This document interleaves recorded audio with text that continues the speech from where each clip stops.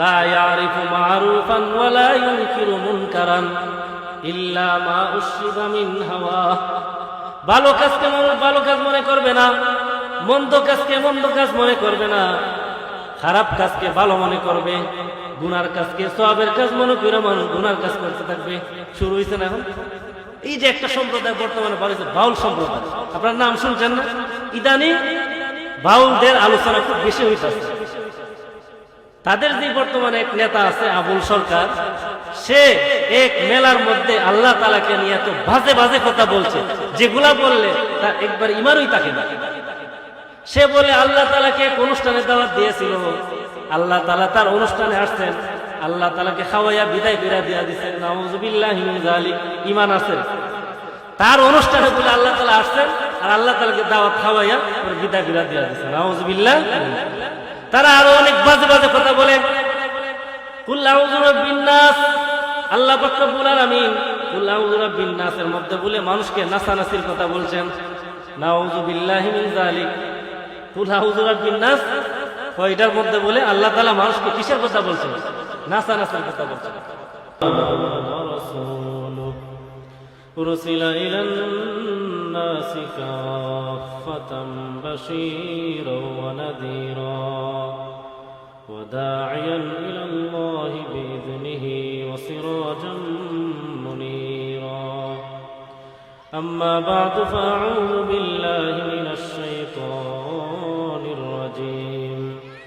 بسم الله الرحمن الرحيم.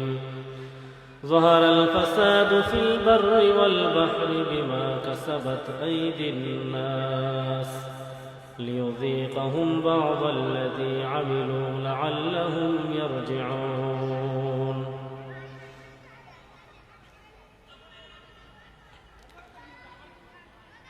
মাগরিবের আগে আপনারা আমার বয়ানের কিছু অংশ শুনেছেন, আর বাকি কিছু অংশ বাকি ছিল।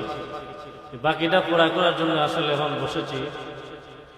আমার পরে আমাদের বাহুবলের অনেক প্রসিদ্ধ একজন বক্তা, বিশিষ্ট আলেমে দ্বীন মাওলানা নুরুল ইসলাম সাহেব দামাত বারকাত, উনি বয়ান করবেন।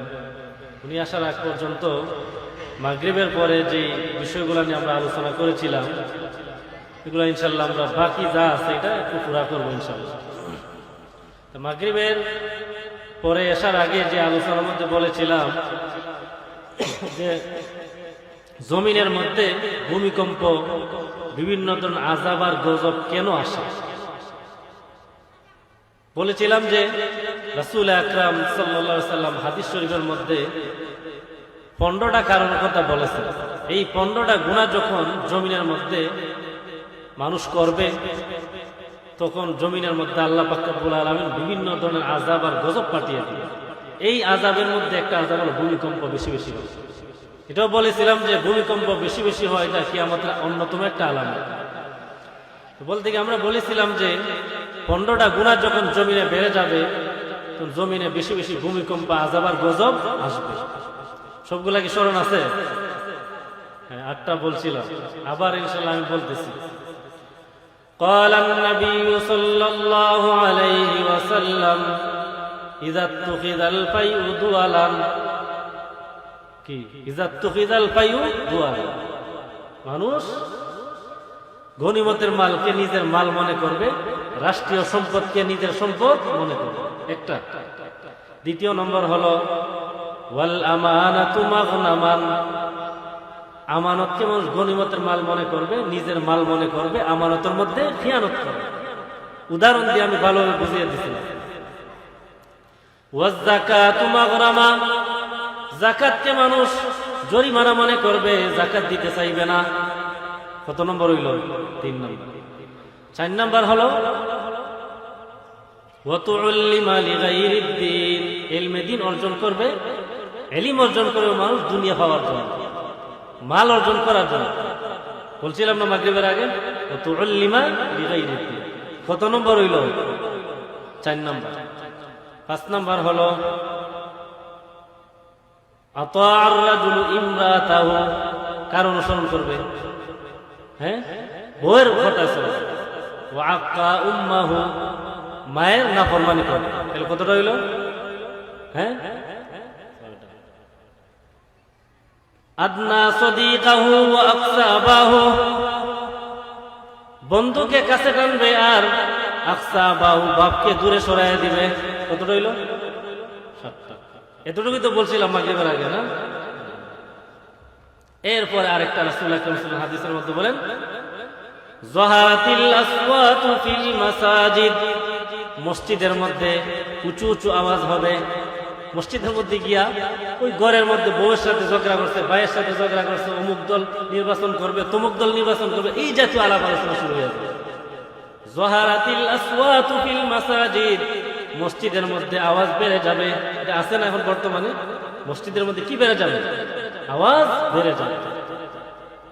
ওয়াসাদাল কাবিলাতা ফাসিকুহুম, গোত্রের নেতৃত্ব দিবে ফাসিক ব্যক্তি, পাপিষ্ঠ ব্যক্তি। যত নেতা খেতা আছে সব পাপিষ্ঠ পাপাচারী ব্যক্তি নেতা খেতা হয়ে যাবে। ওয়াসাদাল কাবিলাতা ফাসিকুহুম ওয়া কানা যাঈমাল কওমি আরযালুহুম, গোত্রের নেতা হবে নিকৃষ্ট মানুষ, যে ব্যক্তির কোনো পরিচয় ছিল না, যে ব্যক্তির বংশ ভালো ছিল না, সমাজের মধ্যে ওই ব্যক্তিকে সবাই নিম্নমানের মানুষ মনে করত, ওই ব্যক্তি নেতা হয়ে যাবে। উল্টা জমানাটা কি হয়ে যাবে? উচিত ছিল যে ব্যক্তি ভালো মানুষ, যে ব্যক্তি বংশধর মানুষ, যে ব্যক্তি বংশীয় মানুষ, সে নেতা হবে। কিন্তু যাদের কোনো বংশ নাই, খারাপ মানুষ, পাপিষ্ঠ মানুষ, পাপাচার মানুষ, যারা অন্যায় করে, যারা জালিম, ওই জাতীয় লোকেরা কি হয়ে যাবে? নেতা হয়ে যাবে। ওয়া কানা যাঈমাল কওমি আরযালুহুম উকরিমার রাজুলু মাখাফাতা শাররিহি, মানুষকে সম্মান করা হবে তার খারাপের ভয়ে, কারণ ব্যক্তি খারাপ। এখন তাকে যদি সম্মান না করা হয়, সে তার ক্ষতি করবে, সে তার অনিষ্ট করবে, তাকে কষ্ট দিবে, তার মাল আত্মসাৎ করবে। এই বয়ে মানুষ কি করবে? আরেকজনকে সম্মান করবে। আছেন এখন বর্তমানে নেতা খেতার অবস্থা দেখছেন না? যখন স্টেজের মধ্যে থাকে তখন অমুক ভাই বললা স্লোগান দেয়, আর স্টেজ থেকে যখন নাইমা যায় তখন বলে এটা তো বাটফার, সুর, এভাবে গালিগালাজ করে না অনেক নেতা খেতারে। উকরিমার রাজুলু মাখাফাতা শাররিহি, মানুষকে সম্মান করা হবে তার খারাপের ভয়ে। তাকে যদি সম্মান না করা হয় তাইলে সে তার ক্ষতি করবে, এই ভয়ে একজন আরেকজনকে সম্মান করবে। ওয়াযাহারাতিল কাইনাতু ওয়াল মাআযিফ, গায়িকার সংখ্যা বেড়ে যাবে, বাদ্যযন্ত্রের সংখ্যা বেড়ে যাবে।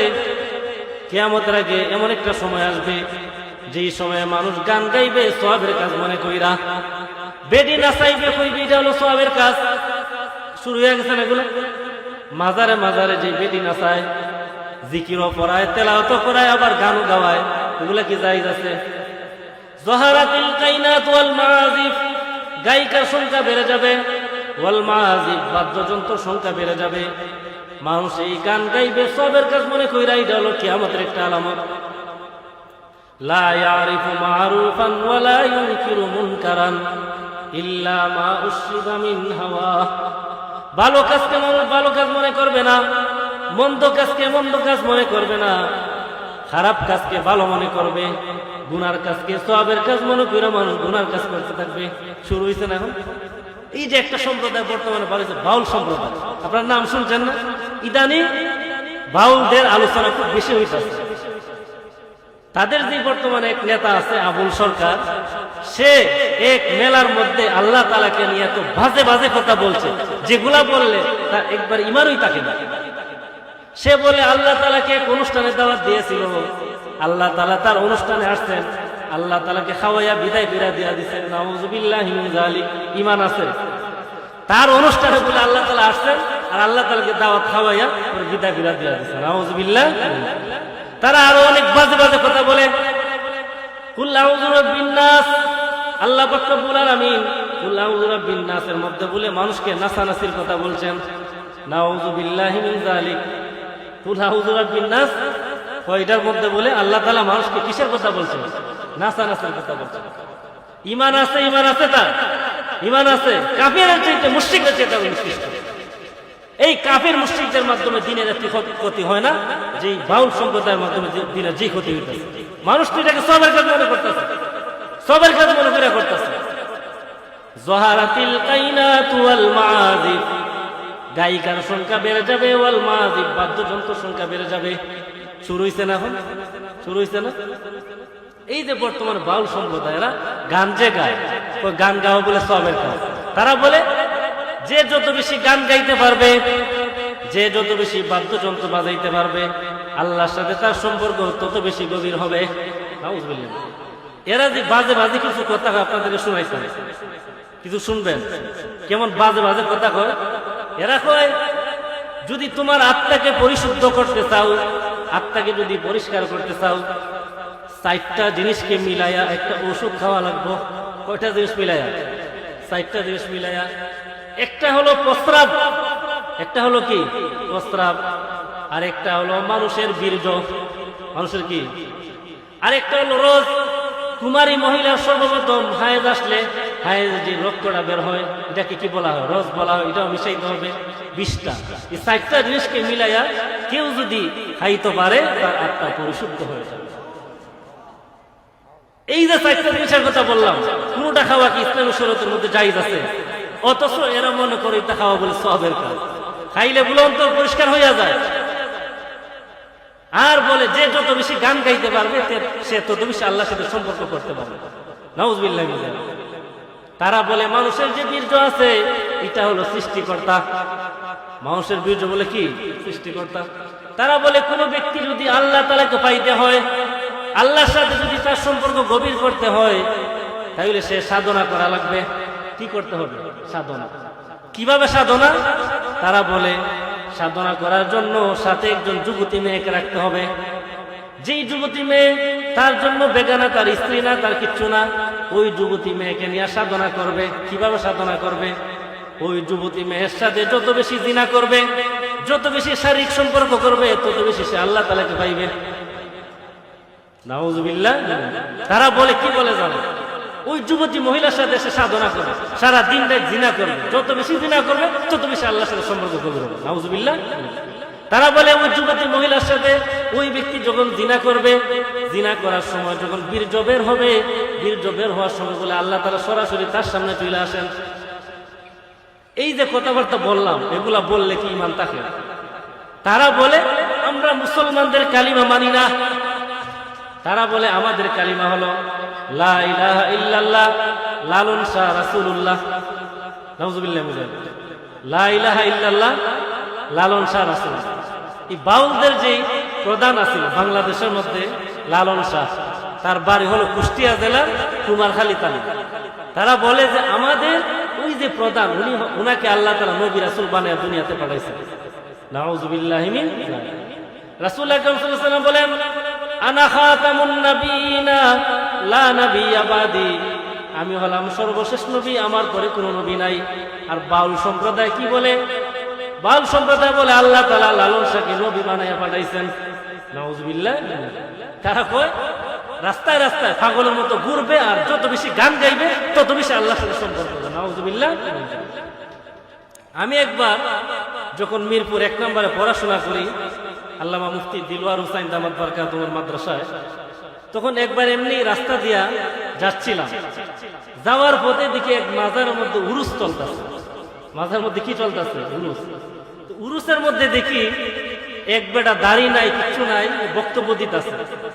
আল্লাহ তাআলা বলছেন কাদ আফলাহা মান যাক্কাহা, যে অন্তরকে পরিশুদ্ধ করবে সে সফল কাম।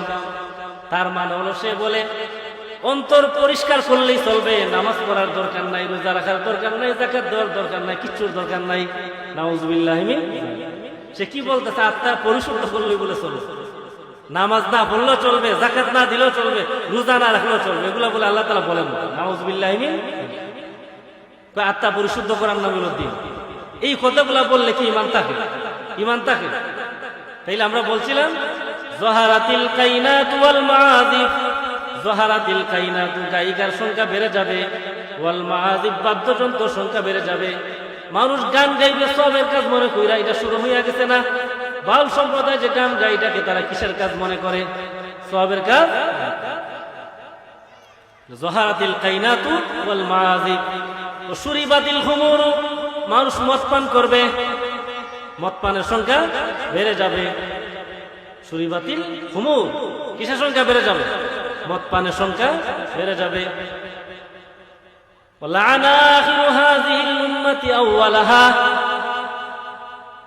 যুগের শেষ জমানার মানুষ আগের যুগের মানুষকে লানত দিতে থাকবে, গালিগালাজ করতে থাকবে। এগুলো শুরু হয়ে গেছে না? কিছু মানুষ আছে যারা সাহাবায়ে কেরামদেরকে গালিগালাজ করে, এরা বলে সাহাবায়ে কেরাম সত্যের মাপকাঠি না, তাদের মধ্যে এই সমস্যা এগুলা বলতে থাকে। এগুলা শুরু হয়ে গেছে। একটা দল আছে না যে সাহাবায়ে কেরামকে সত্যের মাপকাঠি মানে, অথচ আল্লাহ পাক রব্বুল আলামিন বলতেছেন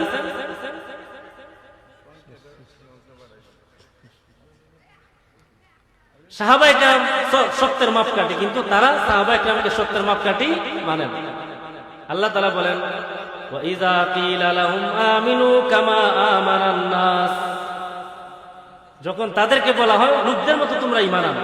এখানে নাস দ্বারা উদ্দেশ্য হলো সাহাবায়ে কেরাম, অর্থাৎ আল্লাহ পাক রব্বুল আলামিন আমাদেরকে সাহাবায়ে কেরামদের মতো ঈমান আনতে বলেছেন। কাদের মতো ঈমান আনতে বলেছেন? সাহাবায়ে কেরামদের মতো। তাইলে সাহাবায়ে কেরাম সত্যের মাপকাঠি, কিন্তু যারা সাহাবায়ে কেরামকে গালিগালাজ করে তাদের উপর আল্লাহর লানত। রাসূল আকরাম সাল্লাল্লাহু আলাইহি ওয়াসাল্লাম হাদিসের মধ্যে বলেন ইযা রাআইতুমুল্লাযীনা ইয়াসুব্বুনা আসহাবী ফাকুলু লানাতুল্লাহি আলা শাররিকুম, যখন তোমরা এমন লোকদেরকে দেখো যারা সাহাবায়ে কেরামদেরকে গালিগালাজ করে, তোমরা বলিও যে তোমাদের উপর আল্লাহর লানত বর্ষিত হোক। লানাতুল্লাহি আলা শাররিকুম, তোমরা সাহাবায়ে কেরামদেরকে গালিগালাজ করছো, এই কারণে তোমাদের উপর আল্লাহর লানত, আল্লাহর অভিশাপ বর্ষিত। তাহলে মোটামুটি খণ্ডটা হয়ে গেছে না? রাসূল একদম শেষ করে দিয়েছে 5 মিনিটের ভিতরে। রাসূল বলতেছেন এই 15টা গুনাহ যখন বেড়ে যাবে, আল্লাহ পাক রব্বুল আলামিন জমিনের মধ্যে বিভিন্ন আযাব আর গজব পাঠায় দেয়া দিবেন। কি কি আযাব পাঠাইবেন?